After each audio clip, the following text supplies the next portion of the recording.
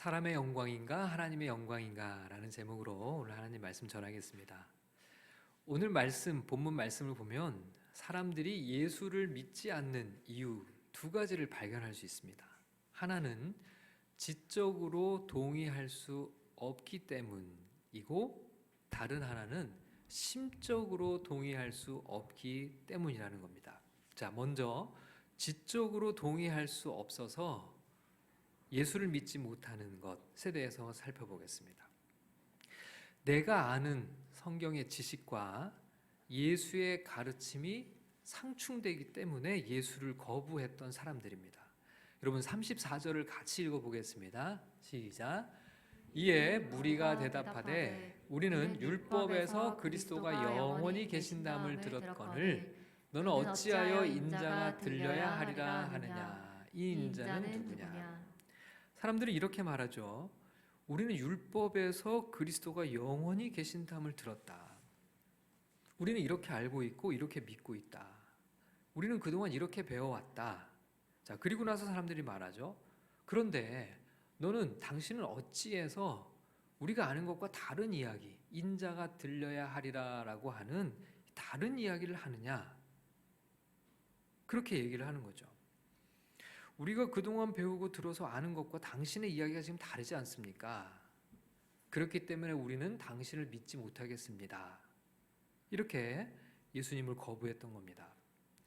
여러분, 우리는 누구나 살아가다 보면 자연스럽게 보고 듣고 배우는 것들이 있죠. 그렇게 형성된 나름의 지식 체계들을 가지고 살아갑니다. 물론 그 지식 체계가 잘 정돈된 사람이 있고 파편적이거나 아니면 뭔가 정돈되지 않은 채 가지고 살아가는 사람들이 있죠.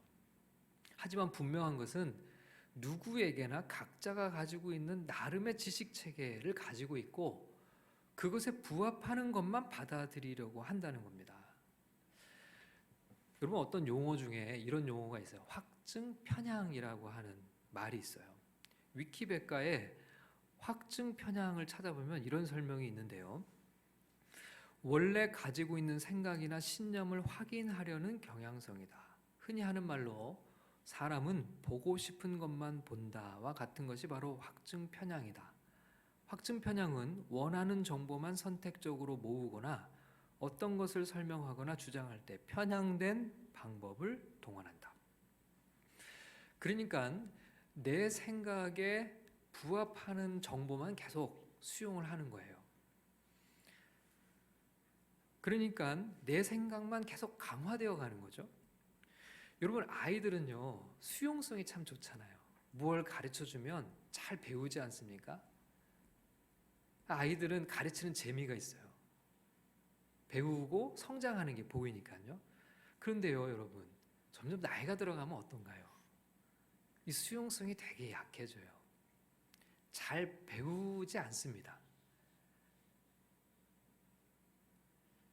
여러분, 나이가 들수록 내가 아는 것이나 믿는 것과 딱 맞아 떨어지는 것만 취사 선택을 하게 돼요. 그렇기 때문에 잘 성장하거나 변화되기가 쉽지 않아요. 뭔가 새로운 것을 받아들인다는 것은 나이 든 어른들에게는 여간 어려운 것이 아닙니다. 자, 그런 것을 이제 확증 편향의 어떤 경향성들을 모든 인간은 다 가지고 있다는 거예요. 나이가 들어가면 들어갈수록 그것은 더 심해질 가능성이 많고요. 자, 그런가 하면 심리학에서는요, 일관성의 원칙이라는 것도 있어요. 설득의 심리학이라는 책을 보면 이 일관성의 원칙을 설명한 부분이 있는데요. 캐나다 출신의 두 심리학자가 경마장에서 막권을 구입하는 사람들에게서 흥미로운 사실을 하나 발견했다. 일단 배팅을 하고 나면 자신이 선택한 말의 우승 가능성을 배팅 전보다 더 확신한다는 사실이다. 물론 말의 우승 가능성에는 변화가 없다. 우승 확률에 변화는 없어요. 그러나 막권을 구입한 사람들의 마음속에는 그 똑같은 말의 우승 전망이 급격하게 올라갔다. 자, 이것을 일관성의 원칙이라고 심리학자들은 붙였는데요. 자, 그건 뭐냐면 자신이 이미 한 말이나 행동과 일관성을 유지하려는, 그리고 남들에게도 그렇게 보이려는 욕망을 일관성의 원칙이라고 설명합니다. 일단 어떤 선택을 하거나 입장을 취하면 우리는 스스로나 다른 사람에게 기존의 태도와 일관성을 유지해야 한다는 압력을 받는다. 그 압력 때문에 우리는 이미 내린 결정을 정당화하려는 반응을 보인다. 그래야만 자신이 올바른 결정을 내렸다고 확신할 수 있고 그 결정으로 기분이 좋아지기 때문이다 그랬어요. 우리가 어떤 결정과 선택을 했으면 계속해서 그 선택을 잘한 거라고 스스로에게 확신을 심어주기 위해서 계속 일관성을 유지하려고 한다는 거예요. 우리는 그런 성향들을 가지고 있다는 겁니다. 여러분, 이런 여러 가지 이유들을 보면 비그리스도인이 예수를 믿고 새로운 어떤 신앙책의 신앙 안으로 들어간다는 것, 그게 이제 결코 쉬운 일은 아니죠. 그럼 이런 확증 편향이나 일관성의 원칙과 같은 문제가 이제 비그리스도인들에게만 해당되는 문제일까요? 그렇지는 않죠. 우리도 동일한 경향을 다 가지고 있습니다. 신앙생활을 함에 있어서도 마찬가지죠. 자, 이것이 우리의 신앙생활의 참 어려운 부분이에요. 여러분, 성경을 보거나 설교를 들을 때도 우리는요, 이렇게 편향적으로 수용하는 경향을 누구나 다 가지고 있어요. 아무도 이 부분에서 자유로울 수가 없는 거죠. 그러다 보니까 내가 믿고 내가 생각하는 것에 연결이 되는 부분에서 은혜를 받아요. 내가 저렇게 생각하고 있었는데 그 말씀이 나오면 거기에 아멘하고 응답을 그렇게 화답을 하고 은혜 받았다고 생각해요. 근데 내가 믿고 생각하고 있는 것과 다른 이야기들이 설교되거나 말씀을 볼 때 그런 말씀을 보면 그런 것들을 쉽게 받아들이고 싶지가 않아요. 별로 은혜가 안 됐다고 생각해요. 우리는 어느 곳에 성경을 읽다가 밑줄을 칠까요? 내가 그렇게 생각하고 있었는데 그런 말씀이 나오면 거기에 밑줄을 치고 별표를 쳐요. 그런데 내 생각과 다른 말씀이 나오면 그런 건 지나쳐요. 잘 그런 걸 수용하려고 하지 않죠. 우리 신앙생활도 그렇게 자꾸 한쪽 방향으로 갈 수 있다는 거예요. 그럼 이런 문제를 여러분, 우리가 신앙적으로 어떻게 극복할 수 있을까요? 제일 먼저는 우리가 그럴 수 있다는 걸 인정하는 것에서부터 항상 출발합니다. 내가 아는 것이 잘못됐을 수 있다. 내가 믿는 것이 아닐 수도 있다. 우리 믿는 사람들 안에도 마찬가지로 동일하게 이런 적용들을 해야 되는 거죠. 여러분, 우리가 처음 읽었던 34절을 다시 한번 읽어보겠습니다. 시작. 이에 무리가 대답하되 우리는 율법에서 그리스도가 영원히 계신다함을 들었거늘 너는 어찌하여 인자가 들려야 하리라 하느냐. 이 인자는 누구냐. 자, 여기 보니까 사람들이 가지고 있는 이 지식의 출처를 어디라고 밝히고 있습니까? 율법에서라고 얘기를 하죠. 율법. 근데 율법이 뭡니까? 성경이잖아요. 아이러니하게도 지금 이 사람들이 예수를 믿지 못하는 그 지식이 어디에서 왔냐면 성경에서 왔다는 겁니다. 자기가 가지고 있는 성경의 지식 때문에 진리 되신 예수님을 만나지 못하고 있다는 거예요. 여러분, 여기서 말하는 성경의 지식은 엄밀한 의미에서 잘못된 지식이죠. 왜냐하면 예수님은 진리를 우리에게 아주 분명하게 보여주고 계시는데 선명한 그 진리 앞에서 왜곡된 성경 지식 때문에 예수님을 만나지 못하고 있기 때문에 이들은 성경을 아는 것이 오히려 걸림돌이 되고 있다는 거예요. 온전히 알지 못하는 성경의 진리 때문에 그런 거죠. 여러분, 신앙 안에 이런 한계가 있을 수 있다는 겁니다. 저나 여러분들에게도요. 그래서 성경을 읽을 때나 설교를 들을 때나 우리는 항상 우리가 가지고 있는 한계, 내가 그동안 알아봤고 내가 생각해왔고 내가 맞다고 여기는 것들이 때로는 잘못됐거나 때로는 왜곡됐거나 때로는 부족할 수 있다는 것을 항상 인정할 수 있다는 거예요. 인정할 수 있어야 한다는 거예요. 그리고 성령님의 도우심을 구해야 되는 거죠. 그래서 여러분, 우리는 항상 진리 앞에, 성경 앞에, 말씀 앞에 설 때는 항상 겸손해야 됩니다. 내가 평생을 알아왔고 평생을 그렇게 여겨왔던 것이라고 하더라도 이 시간 주님이 그것을 깨뜨려 주실 수 있다는 것. 그럴 때 우리는 언제든지 마음을 열고 진리 앞에 설 수 있어야 하는 그런 겸손함이 우리에게는 있어야 된다는 겁니다. 그리고 진지하게 성령님께 묻고 도움을 구해야죠. 여러분, 사도행전 17장을 보면 베레아라는 지역에 사는 사람들의 이야기가 나와요. 자, 사도행전 17장 11절 12절 말씀을 제가 한번 읽어보겠습니다.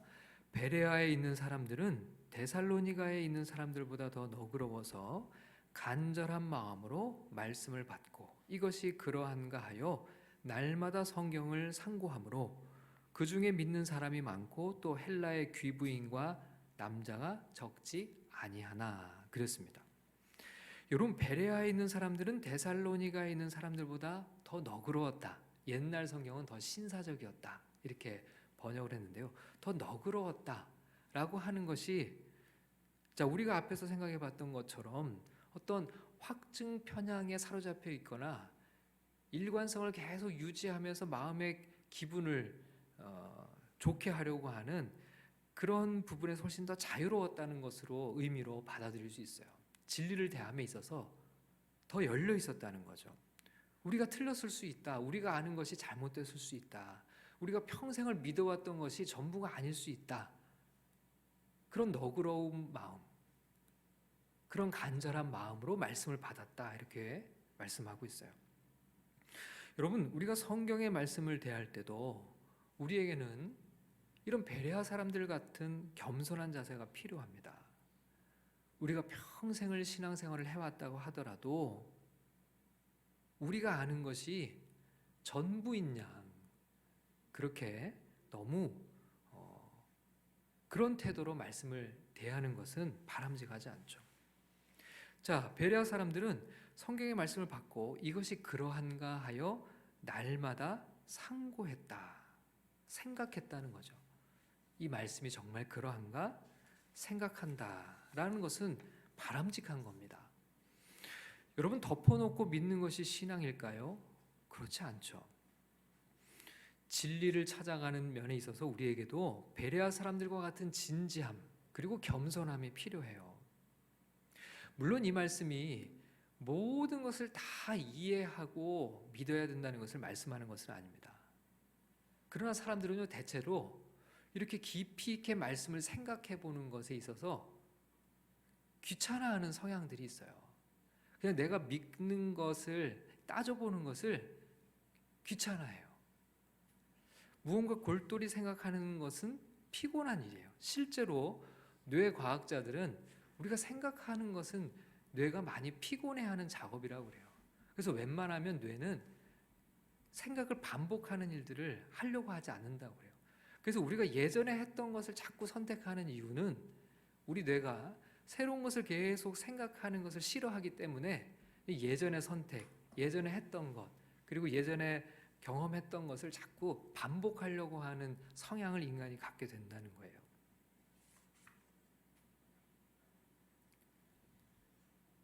기존에 아는 것에 자꾸 부합하는 것만 받아들이는 것은 우리 뇌의 그런 특성을 반영하는 것이죠. 그런데 이런 것들이 우리 신앙의 성장을 방해한다는 겁니다. 생각의 게으름은 우리의 신앙 성장을 방해하죠. 깊이 생각해 보면 우리가 그동안 믿고 알아왔던 것이 그렇지 않다는 것을 발견할 수 있는 것들도 생각하기를 귀찮아하면 그만 계속 왜곡된 성경 지식을 강화하는 방향으로만 흘러갈 수 있기 때문에 그렇죠. 여러분, 우리가 신앙생활을 한다는 것은 생각을 더 부지런하게 하는 겁니다. 질문하고 답을 찾고. 그럴 때 우리가 빠뜨릴 수 없는 것이 있죠. 그것이 바로 성령님의 도움이라는 겁니다.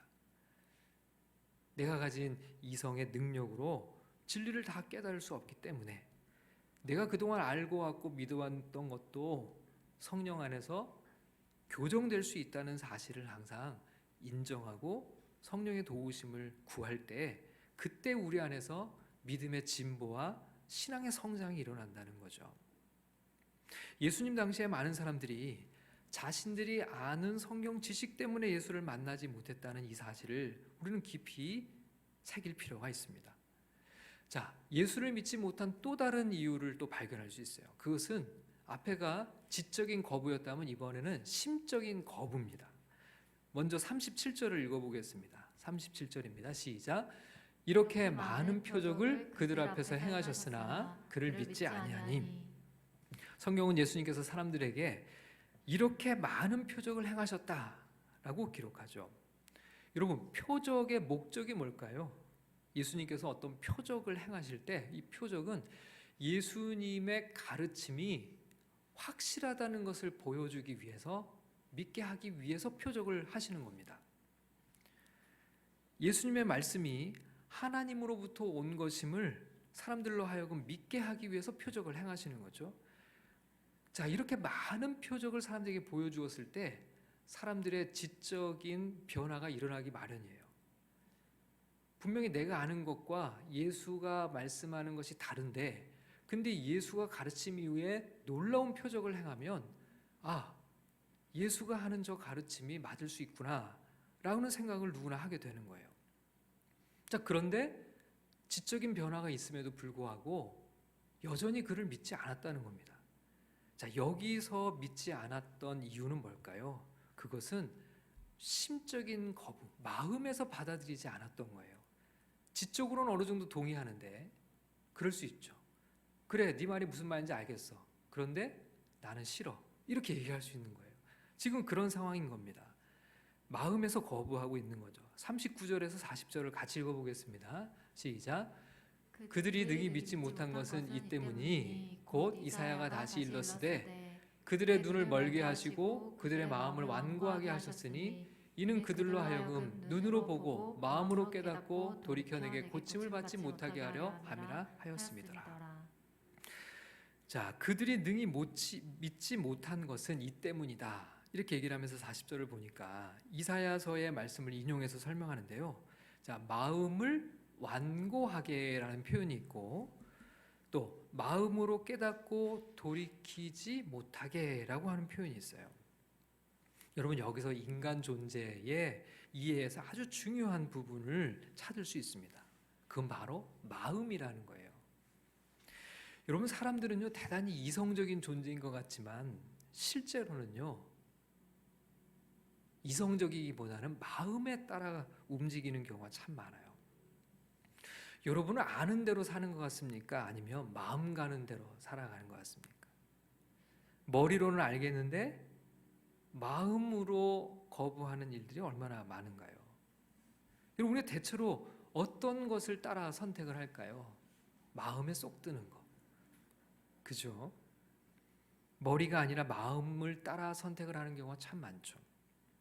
여러분, 머리로는 건강에 좋은 음식이 뭔지 모르는 사람이 있나요? 그런데 어때요? 마음은 어때요? 먹고 싶은 것에 마음이 가잖아요. 여러분, 여기서도 마찬가지라는 겁니다. 사람들이 왜 예수를 믿지 않았을까라고 하는 이 질문에 성경은 마음이라고 얘기를 하고 있어요. 마음으로 예수님을 받아들이지 않는 거죠. 그래, 당신 말이 다 맞는 것 같습니다. 그러나 난 믿지 않겠습니다. 여러분, 예수를 믿고 산다는 것, 예수를 내 삶의 주인으로 받아들인다는 것, 예수의 말씀을 따라 살아간다는 것, 마음을 열고 예수를 받아들여야 되는데 마음이 예수를 밀어내는 거죠. 40절 말씀에 이런 표현이 있어요. 마음으로 깨닫고 돌이켜 내게 고침을 받지 못하게 하려 함이라. 여러분, 예수를 믿는다는 게 뭘까요? 그것은 깨닫고 돌이키는 거죠. 고침을 받는 것입니다. 돌이킴이라는 것은 내가 가던 길을 멈추고 이제 방향을 돌리는 거예요. 그동안 내가 추구하던 삶이 잘못되었음을 인정해야만 하는 거죠. 가능한 일이죠.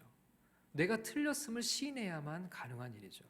근데 여러분, 이게 심정적으로 쉽지가 않아요. 머리로는 틀렸다, 내가 그동안 잘못 살았다, 라고 하는 것을 인정하더라도 그것을 내 삶으로 인정하고 내 삶을 돌이키기까지는 쉽지가 않다는 거예요. 그래서 고집을 피우고 끝까지 그 길을 가려고 하는 거죠. 이것을 성경은 마음이 완고한 것이다 라고 말씀합니다. 또 예수 믿는다는 것은 고침을 받는 거예요. 여러분, 고침을 받기 위해서는 외과적인 수술로 종양을 도려내는 고통을 감내해야 하기도 하고요, 쓴 약을 먹기도 해야죠. 그런데 머리로는 이런 것의 필요성을 인정하지만 마음에서 거부할 때가 많아요. 그냥 이대로 살겠다는 거예요. 날 내버려 두라는 거예요. 제발 날 좀 건드리지 말고 놔두라는 거죠. 이건 이성이 아니라 마음이 작용하는 겁니다.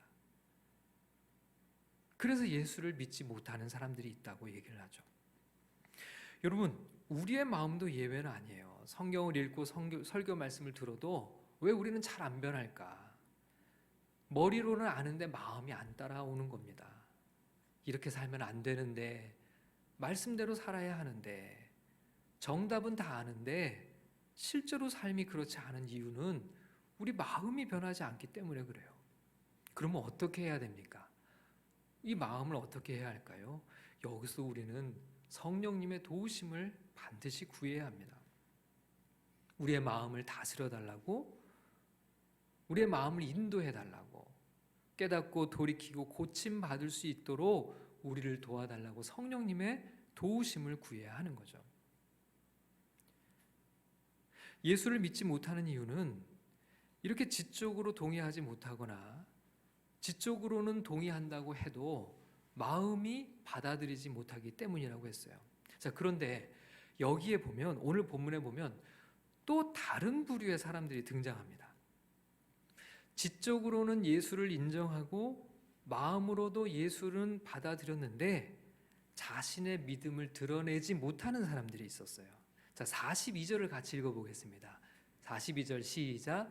그러나 관리 중에도 그를 믿는 자가 많되 바리새인들 때문에 드러나게 말하지 못하니 이는 출교를 당할까 두려워함이라. 여기서 관리들은 유대 사회에서 존경받는 위치에 있었던 사람들일 겁니다. 여러분, 이런 사람들은 가진 것이 많은 사람들인가요? 없는 사람들인가요? 대체적으로 많은 것을 가지고 있는 사람들이죠. 이 사람들의 특징은 항상 잃을 것을 두려워해요. 잃는 것을 싫어하고 무서워하죠. 자, 그런데 이들이 예수를 믿었어요. 지적으로도 동의가 됐고 마음으로도 받아들였습니다. 그런데 이들에게는 무언가를 예수 믿는 것 때문에 잃어야 한다는 사실이 두려웠어요. 예수 믿는 것 때문에 받을 수 있는 불이익을 겁내는 거죠. 그래서 자신들이 예수님을 믿지만 그 믿음을 숨기고 말하지 않았다라고 표현합니다. 숨어서 예수를 믿는 거죠. 드러내고 말하지 않는 겁니다. 그런데 이 사람들을 가리켜 성경은 뭐라고 말씀할까요? 자, 43절을 같이 읽겠습니다. 시작. 그들은 사람의 영광을 하나님의 영광보다 더 사랑하였더라. 사람의 영광이라는 것은 사람들의 인정과 칭찬을 말하는 겁니다. 근데 이걸 포기할 수 없었어요. 예수는 믿지만 사람들의 인정과 칭찬을 포기해야 한다는 것은 너무 두려운 일이었던 거죠. 그래서 자신들의 믿음을 어떻게 했다고요? 숨겼다는 겁니다. 드러내 말하지 않고 숨어서 신앙생활을 했다는 거죠. 여러분, 우리는 어떤가요? 여러분은 예수 믿는 사람이라는 것을 주위 사람들에게 늘 알립니까? 내가 누구를 믿고 사는지, 내가 무엇을 믿는지 누구에게라도 당당하게 말할 수 있나요? 어떤 분들은 괜히 이야기해놓고 내가 그렇게 살지 못하면 오히려 하나님의 영광을 가리울 것 같아서 주변의 사람들에게 이야기를 잘 안 한다는 거예요. 근데 여러분, 그 반대가 되어야 하는 건 아닌가요? 그리스도인이라는 것을 당당하게 커밍아웃하고 오히려 하나님의 영광을 가리울 것 같은 그런 삶을 살지 않도록 힘써야 되는 건 아닌가요? 오히려 그리스도인이라는 것을 숨기고 그렇게 세상 사람들과 똑같이 살아가겠다고 하면 그것이 잘못 아닐까요? 여러분, 예수님은 그리스도인들을 가리켜서 빛의 아들들이다라고 말씀하셨는데요. 36절 같이 읽어보겠습니다. 시작. 너희에게 아직 빛이 있을 동안에 빛을 믿으라. 그리하면 빛의 아들이 되리라. 예수께서 이 말씀을 하시고 그들을 떠나가서 숨으시니라. 자, 예수 그리스도는 세상의 빛이라고 말씀하셨어요. 예수님이 계신 동안은 빛이 있는 동안이다. 그런데 빛을 믿으라. 예수를 믿으라는 거죠. 여러분, 예수를 믿는 것은 빛 가운데로 들어가는 것입니다. 그래서 예수를 믿으면 빛의 아들이 된다, 이렇게 말씀을 하셨죠. 근데 빛은 어떤가요? 빛은 숨길 수가 없죠. 빛은 드러나기 마련입니다. 여러분, 예수를 믿는다고 하면서 자신의 믿음을 숨기는 것을 성경은 사람의 영광을 하나님의 영광보다 더 사랑하기 때문이라고 말씀했어요. 우리가 행여라도 복음을 부끄러워한다면 그 이유는 사람들의 인정과 칭찬을 더 사랑하기 때문이라는 거예요. 여러분, 우리 그리스도인들은 하나님의 영광을 더 사랑해야 됩니다. 하나님의 인정과 칭찬을 더 사랑해야 한다는 거예요. 여러분, 무엇이 더 중요한가요? 사람들의 인정과 칭찬인가요? 아니면 하나님의 인정과 칭찬인가요? 우리가 세상에서 하나님의 자녀로 살아간다는 것이, 그리고 예수를 주로 시인한다는 것이 곧 하나님께 영광을 돌리는 삶인데요. 자, 빌립보서 2장 11절 말씀을 함께 읽겠습니다. 빌립보서 2장 11절 시작. 모든 입으로 예수 그리스도를 주라 시인하여 하나님 아버지께 영광을 돌리게 하셨느니라. 자, 여기 보니까요, 예수 그리스도를 주님이라고 시인하는 모든 입을 통해 하나님 아버지께 영광을 돌리게 하셨다, 그렇게 말씀하죠. 여러분, 우리는 무엇을 하든지 하나님의 영광을 위해 살아가고자 하는데요. 그러면 하나님의 영광을 위해 사는 것이 뭘까요? 우리가 세상에 어떤 대단한 업적, 그리고 뭔가 위대한 일을 행하는 것이 하나님께 영광일까요? 단지 그 일을 한 것만이 하나님의, 그 일을 한 것이 하나님의 영광이 아니라 그 일을 통해서 우리가 세상 속에서 예수 그리스도가 우리의 주라 시인하는 것, 그러니까 세상 속에서 예수 그리스도가 우리의 삶의 주인이시고 우리의 구원자라는 것을 우리 입술로 시인하는, 그것이 바로 하나님께 영광을 돌리게 되는 것이라고 성경이 말씀하고 있죠. 여러분, 사람들에게 나는 예수를 믿는 사람이라는 것을 시인하고 숨기지 않고 말하는 것은 우리 하나님께 영광을 올려드리는 삶이 되는 것입니다. 예수 믿는 사람으로서 예수를 따라 살아가는 삶을 살아가는 사람들이 바로 우리 그리스도인이라는 사실을 잊지 말아야 하는 거죠. 우리는 예수 믿는다는 것을 숨기거나 부끄러워하기보다는 우리 주 예수 그리스도가 하나님의 아들이 우리를 구원할 그리스도임을 세상에 증거하는 삶을 살아가야 하는 줄 믿습니다. 관리들은 예수를 믿는다는 것 때문에 잃을 것을 두려워했어요. 그것은 바로 사람들의 인정과 칭찬, 그리고 공동체 안에서의 자신들의 지위였죠. 그러나 그것은 하나님의 영광보다 사람의 영광을 더 사랑하는 것이라고 성경이 말씀해요. 하나님은 우리를 위해 독생자 예수를 이루셨어요. 예수님은 우리를 위해 하늘 보좌를 이루셨고 이 땅에 오셔서 생명을 이루셨습니다. 세상 그 무엇보다도 우리를 더 사랑하셨기 때문이죠. 그 사랑을 받은 우리가 어찌 하나님의 영광보다 사람들의 인정과 칭찬을 더 사랑하며 그것을 애지중지하며 살아갈 수가 있을까요? 하나님의 사랑을 아는 이들이라면 하나님의 영광을 위해 예수가 주요 그리스도라고 세상 속에서 시인하며 살아야 하지 않을까요? 세상 한가운데서 예수를 나의 주님이라고 고백하며 하나님의 영광을 드러내는 믿음의 삶을 우리 모두 다 살아가며 그렇게 주님께 영광을 올려드리는 복된 인생들이 다 될 수 있기를 주님의 이름으로 축원합니다.